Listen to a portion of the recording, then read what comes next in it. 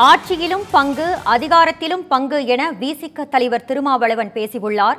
கூட்டணி ஆட்சி என்ற குரலை உயர்த்திய கட்சி விசிக என்றும் திருமாவளவன் தெரிவித்திருக்கிறார். பிறகு ஆட்சியில் பங்கு கோரி பேசிய பழைய வீடியோவை எக்ஸ் தளத்தில் இருந்து திருமாவளவன் நீக்கியுள்ளார். இது பற்றிய கருத்துக்களை பதிவு செய்வதற்காக தொலைபேசி வாயிலாக இணைகிறார் முன்னாள் அமைச்சர் ஜெயக்குமார். சார் வணக்கம். சார் வணக்கம். பொதுவாக இந்த திமுக ஆட்சியை பொறுத்தவரை 3 வருஷம் இன்னும் 15 மாசம் தேர்தலுக்கு இருக்கு. இந்த 3 வருட காலகட்டத்தில் தலித்து மீதான தாக்குதல், குறிப்பாக அவங்க விசிக அவங்க சார்ந்த கட்சியினுடைய கொடியை கூட ஏற்ற முடியாத ஒரு சூழ்நிலை தமிழ்நாட்டில். அதே போல பல்வேறு வகையில்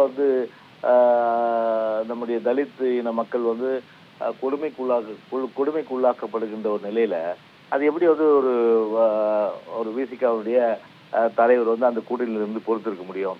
எனவே அதனுடைய அந்த வெளிப்பாடு தான் இன்னைக்கு பார்த்தீங்கன்னா இன்னைக்கு ஒரு இந்த மாதிரி ஆட்சியில பங்குன்றது மாதிரி ஒரு கேட்டிருக்கலாம். அதாவது ஒரு நெருக்கடி கொடுக்கறதுக்கு எது எப்படி இருந்தாலும் சரி, தேர்தல் நெருங்க இன்னும் சில கட்சிகள், அதாவது அந்த கூட்டணியில் உள்ள கட்சிகள்லாம் இது போன்ற குரல் எழுப்பி ஒரு நெருக்கடி கொடுத்து அதன் மூலம் வெளியேறக்கூடிய ஒரு வாய்ப்புகள் அந்த கூட்டணியில 100% அளவுக்கு அந்த வாய்ப்பு இருக்குன்றதுதான் இதன் மூலம் நம்ம தெரிஞ்சுக்கலாமா.